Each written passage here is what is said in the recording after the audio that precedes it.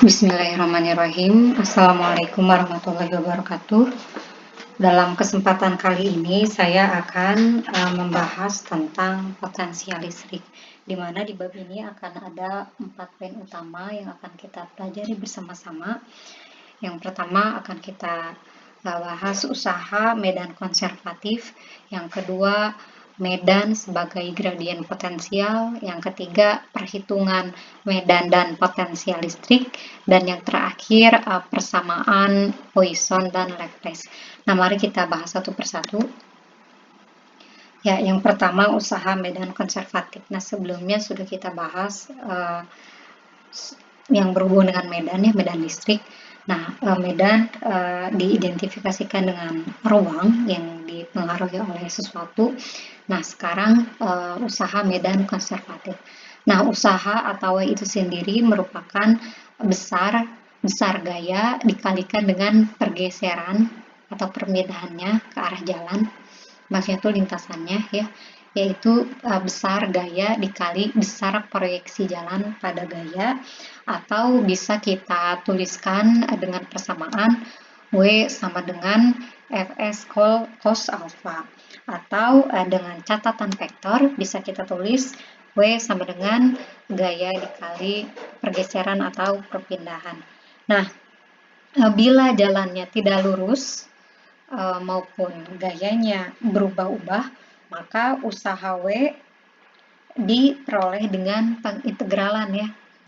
Jadi bisa kita tulis W sama dengan integral gaya dikalikan dengan pergeserannya atau ds sama dengan integral f ds cos alpha, karena tadi ds ketika diturunkan itu s. Nah, jadi bisa kita tulis ulang integral f dot ds cos alpha. Nah, integral ini kita namakan dengan integral garis, ya.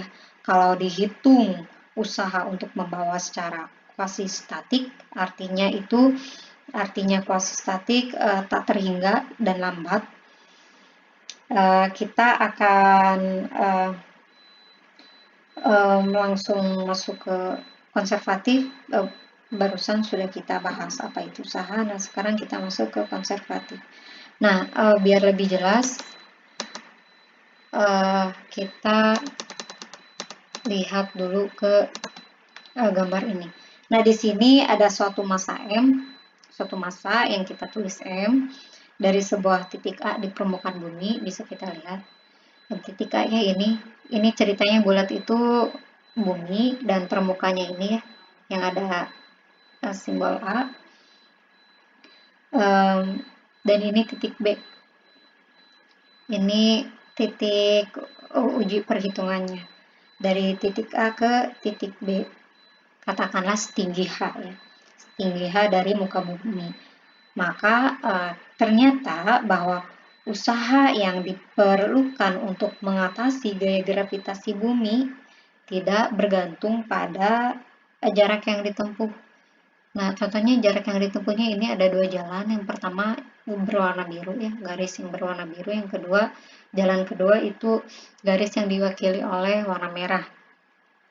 Ternyata gaya gravitasi itu tidak bergantung pada lintasannya atau jarak yang ditempuh, sehingga gaya gravitasi kita sebut konservatif. Gaya gravitasi dinamakan dengan gaya konservatif, dan medan gravitasi dinamakan medan konservatif. Karena kenapa disebut konservatif? Karena tenaga yang berhubungan dengan tempat tidak berubah. Jadi mau di titik manapun, ya, gaya gravitasinya sama, ya. Jadi tidak berubah. Contohnya sering kita dengar ada masyarakat konservatif, artinya masyarakat yang tidak suka berubah, ya. Nah, jadi ini bisa kita lihat lagi di gambar. Jadi ini ada A, ada B, lintasannya ada 2. Nah, di sini disebut konservatif karena besar gaya gravitasi dimanapun ini sama, jadi tidak bergantung pada arah lintasannya, ya. Nah, di sini bisa kita tulis karena ada 2 arah, katakanlah F1 dan F2-nya sama. Nah, di sini yang berwarna-warni ada, ini kita tulis DS ya. Dan ini yang kecil-kecil antar garis-garis kita diskretkan, secara didiskretkan kita tulis DR. Nah, bisa kita tulis bahwa pada gaya konservatif, maka usaha melalui dua jalan adalah sama. Kita tulis integral dari A ke B, karena ini diintegralkan terhadap DS, berarti A terhadap B yang berhubungan dengan jarak atau lintasan. Kita tulis integral F dot DS sama dengan integral F ds 2. Nah, di sini kita segera melihat bahwa bila dibuat lingkaran-lingkaran dengan O ini, lingkaran O ya, sebagai pusat yang jaraknya itu sebesar DR, ini DR ditambah ya, maka usaha pada jalan 1 dan jalan 2 untuk pergi dari sebuah lingkaran ke yang berikutnya adalah sama, yaitu F1DS1 yang sudah kita sebutkan tadi, atau bisa kita tulis integral F1DS1 sama dengan integral F2DS2, yaitu FDR ya. FDR sebenarnya FDR dua-duanya sama karena gayanya sama. Nah, karena F1 sama dengan F2 atau sama dengan FR dan ds cos alpha sama dengan ds cos beta sama dengan dr, maka seluruh usaha dari A ke B adalah sama untuk jalan 1 maupun untuk jalan yang 2. Dan untuk seberang jalan ya, untuk seberang jalan ini kita tulis integral A terhadap A sampai B FDS sama dengan min, seberang jalannya berlawanan, min integral AB F ds. Nah, jadi integral tertutup FDS sama dengan 0, saling meniadakan ya. Nah, usaha melalui jalan tertutup itu 0, ini juga dapat dipakai sebagai kriteria medan konservatif ya. Di gambarannya seperti itu. Intinya yang disebut konservatif itu dia tidak bergantung pada lintasan. Nah, sekarang baik. Nah, ini di sini ditulis ulang gaya terpusatnya F sama FR. Nah, jika suatu benda dibawa dari titik A ke B, maka usaha yang kita lakukan sebesar W sama dengan min integral F dot ds ya. Oke, nah kita masuk ke tadi sudah dibahas gaya gravitasi atau gaya terpusat. Nah, gaya listrik statik itu juga merupakan gaya terpusat. Jadi, gaya konservatif dan medan listrik itu adalah medan konservatif. Artinya, usaha dalam medan listrik tidak bergantung pada jalan dan usaha melalui jalan tertutup adalah 0. Tadi sudah kita jabarkannya secara singkat. Nah, usaha untuk membawa satuan muatan dari titik A ke titik B adalah dengan mengingat persamaan yang tadi, W sama dengan min integral E dot ds sama dengan min integral E dot dr, yang mana ini adalah tetapan. Nah, maka pada tiap titik dapat dikenakan suatu potensial yang kita sebut V, sehingga usaha adalah selisih potensial di A dan B, yaitu bisa diwakili dengan persamaan W sama dengan min integral E dot ds sama dengan, ini ds-nya harusnya ada tanda panah ya, karena vektor. E dot ds sama dengan min integral E dot dr sama dengan tetapan, itu sama saja dengan selisih potensialnya. Nah, Dalam medan muatan titik bisa kita tulis berdasarkan hukum kolom kemarin, kalau ada di kolom V sama dengan F sama dengan kaki 1 kilo per R kuadrat, sedangkan untuk medan itu E sama dengan kaki per R kuadrat. Dan untuk potensial, karena dari perhitungan dari usaha ya, kita peroleh W sama dengan VB min VA sama dengan min K integral A sampai B Q per R kuadrat dr, atau sama dengan ketika diintegralkan terhadap R, hasilnya sama dengan kaki per R ya, atau kita tulis karena ini dari titik A ke titik B, kita tulis kaki dalam kurung 1 per RB min 1 per RA. Jadi masing-masing untuk FB dan FA-nya itu K Q per RB, dan untuk FA sama dengan K Q per RA. Atau pada umumnya ya, potensial di titik P pada jarak R dari muatan titik Q ini adalah VP sama dengan K Q per. Ini mau di titik manapun, katakanlah namanya titik S, titik B, terserah. Jadi ini merupakan rumus umumnya ya, P sama dengan K Q per R. Nah, adapun buat untuk di titik P ini tak berhingga,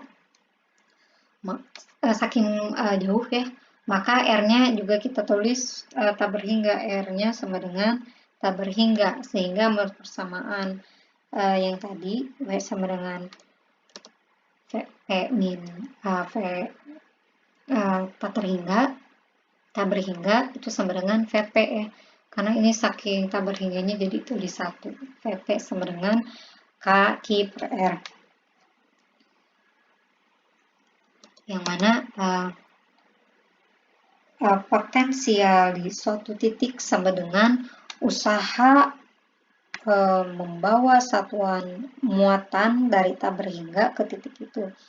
Ataupun bisa kita tulis tenaga potensial satuan muatan di titik itu terhadap tak berhingga ditulis dengan persamaan 9 ya, V sama dengan min integral dari tak berhingga ke T, E dot ds sama dengan min integral tak berhingga sampai P, E dr.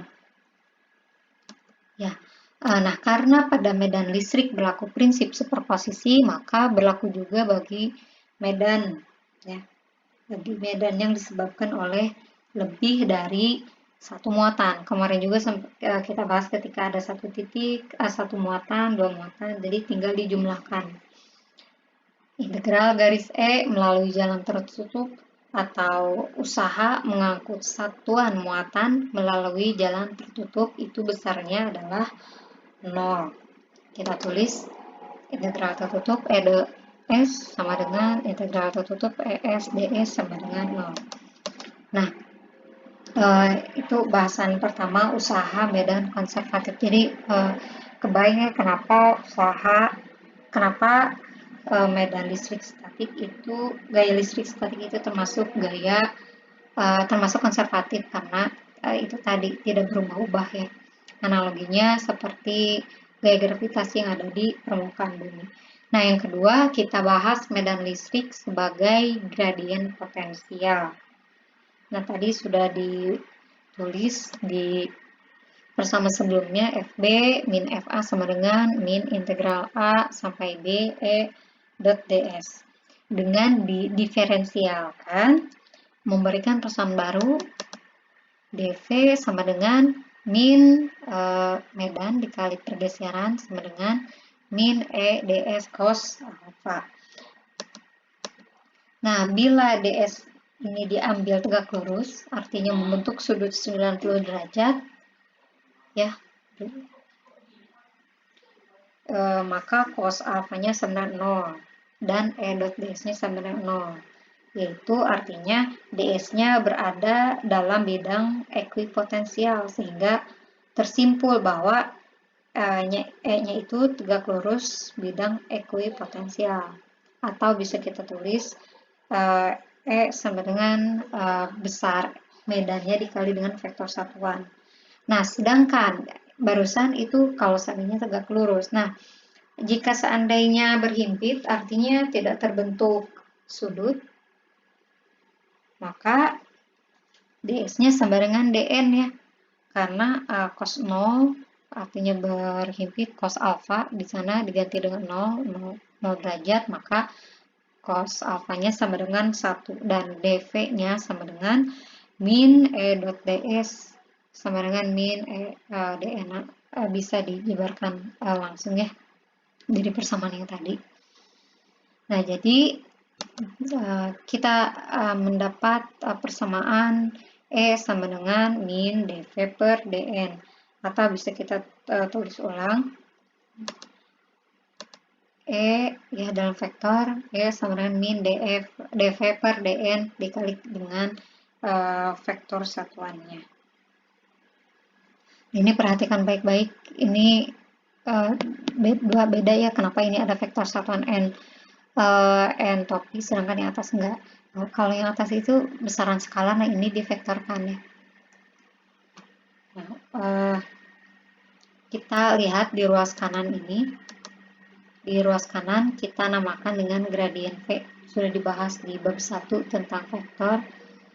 Ruas kanan kita namakan gradien V sama dengan grad V, atau kita tulis nabla kalikan delta. Nah, yang mana jika dihubungkan dengan persamaan yang tadi, E sama dengan min dv per dn, kita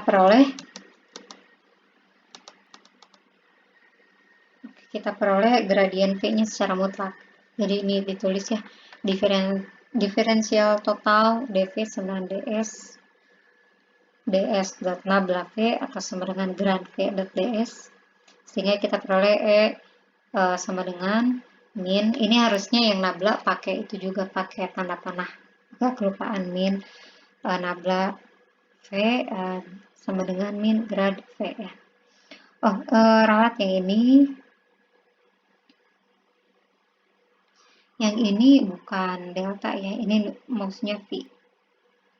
Yang ini oke.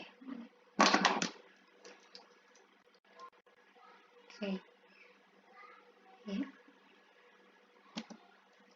Oke, yang ini bukan delta tapi ini V. Oke. Jadi gradien V sama dengan grad V sama dengan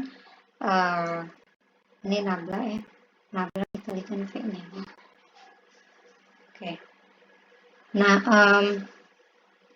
sudah oke, diferensial totalnya sudah diperoleh dari dv sama dengan ds. Sama dengan ds ada nabla V atau grad V. Jadi bisa kita dapatkan harga mutlak gradien V-nya sama dengan dv per dn, atau sama dengan turunan V ke arah normal bidang ekuipotensial. Nah, jadi kita sudah bahas medan listrik sebagai gradien potensialnya. Jadi ini sebagai pemahaman ya. Oke, kita lanjut ke perhitungan potensial dan medan listrik.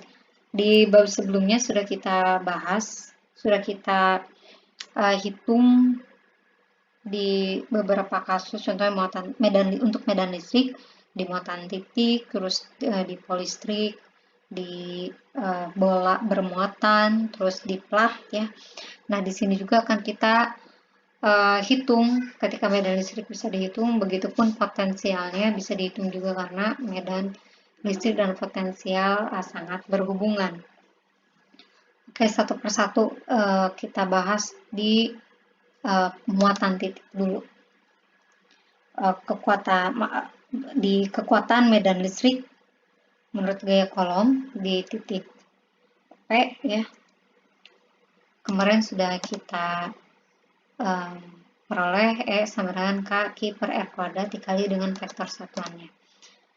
Nah, sedangkan untuk potensial listrik di titik P, kita peroleh V sama dengan min integral tabel hingga sampai R, EDR sama dengan K per R.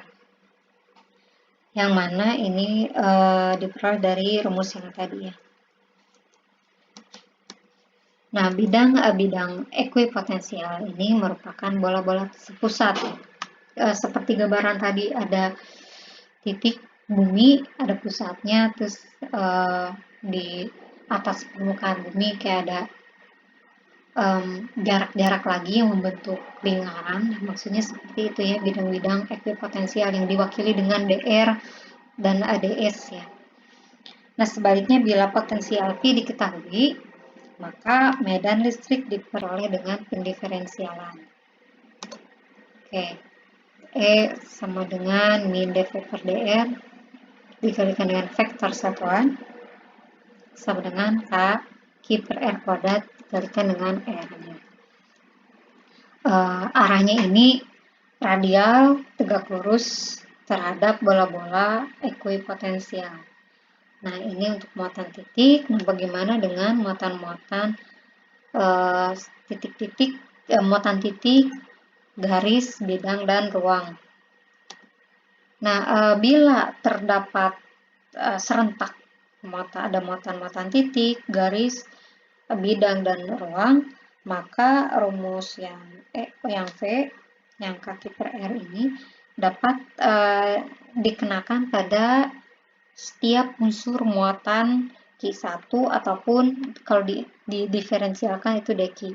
Dan potensial V di suatu titik bisa kita cari dengan persamaan V sama dengan K sigma KI per RI tambah K lambda dA per R ditambah K integral tau dA per R ditambah K integral ini sigma maaf ya, di integral rho dV per R. Jadi ini untuk titik, ruas kedua itu untuk garis, ruas ketiga bidang dA ya, yang ruas terakhir adalah dV atau volume untuk mewakili di ruang. Nah, selanjutnya medan listrik E bisa kita hitung dengan rumus E sama dengan min nabla V sama dengan min grad V, sehingga menjadi E sama dengan min grad V sama dengan min dvx per dxi pada sumbu x min dvy per dy y min dvz per dz. Nah, masing-masing ruas ini mewakili sumbunya masing-masing. Nah, ini untuk di sistem koordinat kartesian. Nah, kalau seandainya di sistem koordinat polar, di diagram kartesian kita mengenal x, y, z. Nah, sedangkan untuk sistem koordinat polar kita mengenal r dan theta membentuk sudut ya. Jadi lingkaran bola r, theta. Kita tulis sama dengan AR zo per zo r VR, theta tambah alfa pada koordinat theta per r per zo theta v r, theta. Nah, di mana yang disebut H topi ini, oke. Jadi ini nablanya, ini merupakan vektor fiktif. Ketika dihitung nabla ini ke persamaan yang tadi E sama dengan min grad V, kuat medannya bisa kita peroleh ya, dikalikan potensialnya sehingga kita dapat AR ER tambah A theta E theta. Nah, apa itu AR? AR ini merupakan vektor satuan arah radial ya, radial. Nah, untuk theta ini merupakan oke, ini vektor satuan dari arah radial, nggak ada keluarnya. Nah, sedangkan untuk A theta ini merupakan vektor satuan arah tangan sial yang melawan putaran arah jam keluar. Oh ya, untuk yang R tadi ini merupakan arah radialnya keluar, jadi dari pusat keluar gitu ya, radial tapi arahnya keluar. Nah, bisa kita tulis dari persamaan yang atas yang 19 berarti kita peroleh untuk medan listrik di arah radial keluar itu sama dengan min Zo per Zo RV R, theta, sedangkan untuk di arah tangensial yang melawan putaran jarum jam itu kita tulis E theta sama dengan min 1 per R Zo V R, theta per Zo theta. Nah, terlihat dari persamaan kedua di atas, satuan untuk medan listrik E juga dapat ditulis satuan potensial dibagi satuan panjang, yang mana besarnya itu E sama dengan N per kolom atau sama dengan volt per meter ya.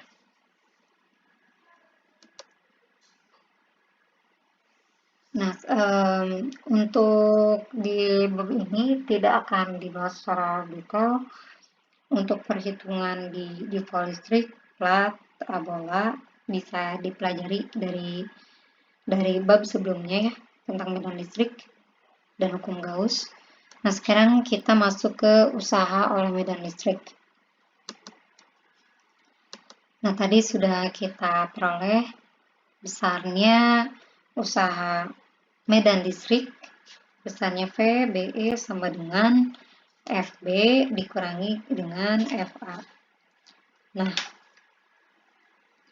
yang mana besarnya itu usaha, ini kalau kita jabarkan secara fisis, usaha yang harus kita lakukan melawan medan listrik untuk membawa satu muatan dari B ke A ya. Dan ini juga disebut usaha oleh medan listrik untuk membawa dan mempercepat satuan muatan dari A ke B. Jadi penjabarannya seperti itu.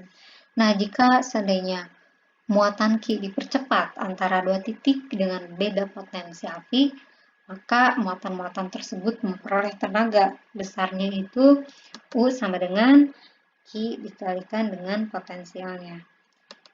Yang mana satuannya itu dalam meter kilogram sekon, yaitu kolom volt, atau sama dengan joule, atau sama dengan watt detik, atau sama dengan newton meter. Nah, dalam fisika atom, lazim dipercepatkan elektron dan ion bermuatan N kali E ya, Ne kolom, mana N-nya itu besarnya 1 atau 2, besarnya oleh beda potensial volt. Maka butir-butir ion itu memperoleh tenaga gerak sebesar NeF joule. Nah, di sini review ada konversi. Jadi ada faedahnya untuk mempergunakan satuan tenaga khusus sebesar tenaga yang diperoleh oleh muatan E, muatan elektron, bila dipercepat oleh beda potensial 1 volt. Nah, satuan ini besarnya E joule yang kita namakan dengan elektron volt yang disingkat dengan EF. Nah, dengan satuan ini juga maka sebuah elektron atau ion valensi 1 yang dipercepat oleh V volt memperoleh sebesar AV elektron volt, atau kita tulis 1 EF elektron volt sama dengan E joule. Berarti untuk 1 joule itu sama dengan 1 per E elektron volt. Nah, adapun besar E itu sama dengan 1,602 dikalikan dengan 10 pangkat min 19. Nah, besarnya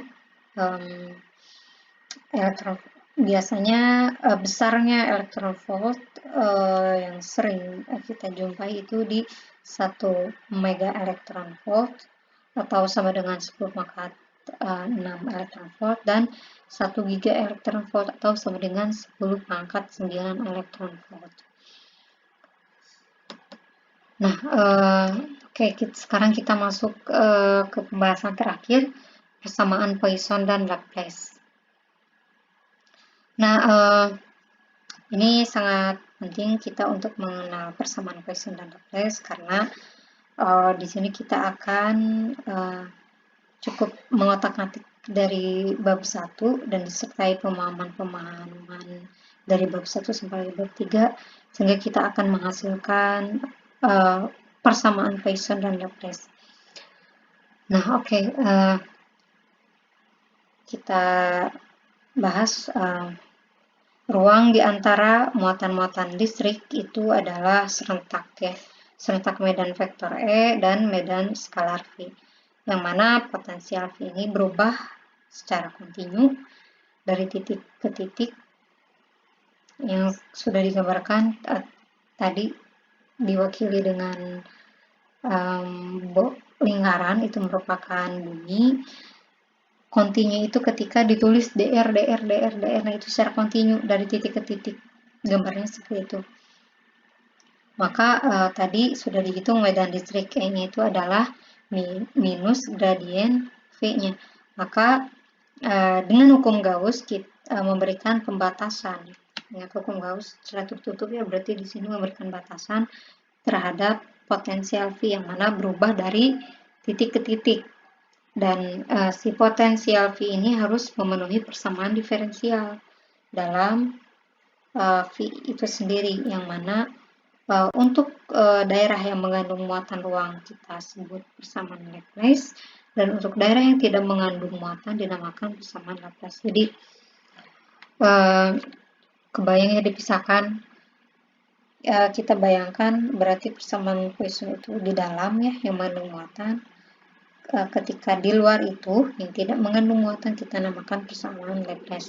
Nah, bagaimana persamaannya? Oke, kita runut satu-satu. Nah, persamaan ini, persamaan Poisson dan Laplace ini dapat dipakai pada pemecahan masalah dalam elektrostatika. Makanya penting kita mempelajari persamaan Laplace dan persamaan Poisson. Nah, kedua persamaan tersebut secara terjabar dari hukum Gauss yang sudah kita pelajari dalam bentuk diferensial, yaitu div E sama dengan zo EX per zo X ditambah zo EY per zo Y ditambah zo EZ per zo Z itu sama dengan rho per E0. Ya, di sini kita tidak akan membahas itu lagi. Bisa dilihat dari bab-bab sebelumnya, sehingga menghasilkan rho per E0. Nah, karena EX sama dengan zo min zo V per zo X ya, tadi sudah dihitung.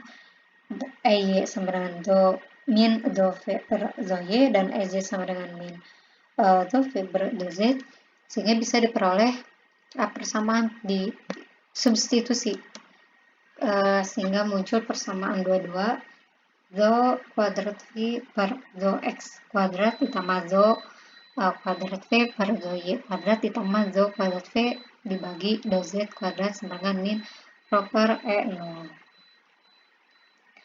Nah, ini merupakan persamaan Poisson untuk daerah bermuatan ruang rho kolom per meter kubik ya. Meter kubik ini kelihatan ada 3 dimensi, berarti berbentuk volume ya. Nah, adapun untuk daerah yang tidak mengandung muatan berarti rho-nya 0 karena tidak ada muatan ya. Sehingga persamaan yang tadi yang zo kuadrat V per zo X kuadrat bla bla bla sama dengan min rho per E0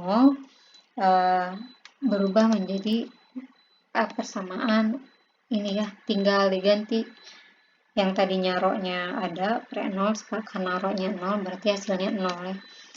Zo kuadrat V per zo X kuadrat ditambah zo kuadrat V per zo Y kuadrat ditambah zo kuadrat V ditambah zo Z kuadrat sama dengan 0. Nah, persamaan ini dinamakan dengan persamaan Laplace.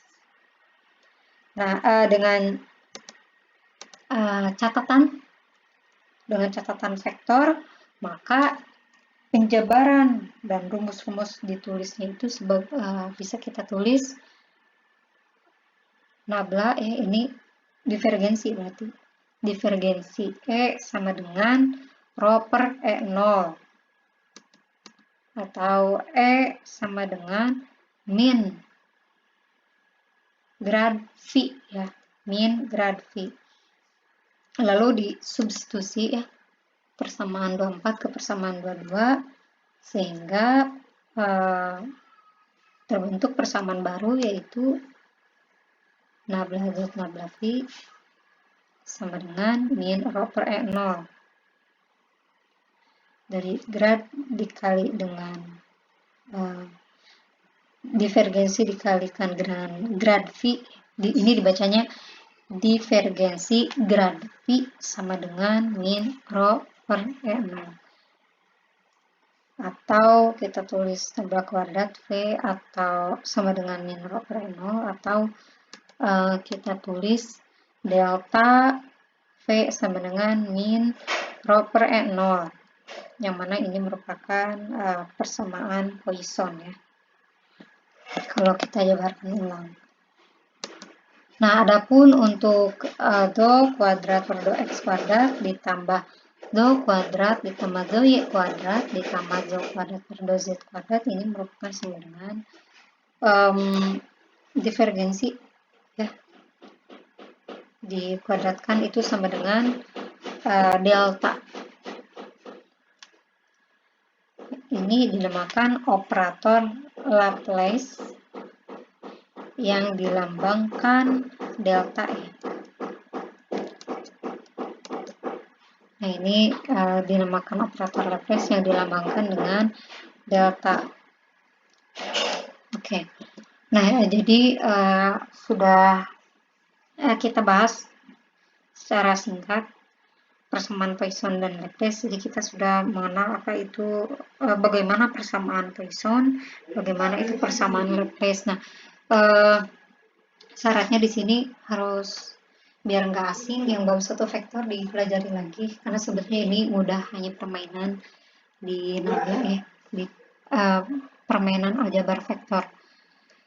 Yang pertama tadi sudah kita bahas usaha medan konservatif, yang kedua kita sudah mengenal medan merupakan gradien potensial ya, merupakan gradien potensial. Terus yang ketiga kita menghitung medan listrik dan potensial listrik pada beberapa kasus, yaitu di muatan titik, garis, bidang, dan ruang. Yang terakhir kita mengenal persamaan Laplace dan Poisson, yang mana ini akan membantu dalam memecahkan soal-soal dalam elektrostatika. Ya, untuk kesempatan kali ini cukup sekian dari saya. Terima kasih atas perhatiannya. Wassalamualaikum warahmatullahi wabarakatuh.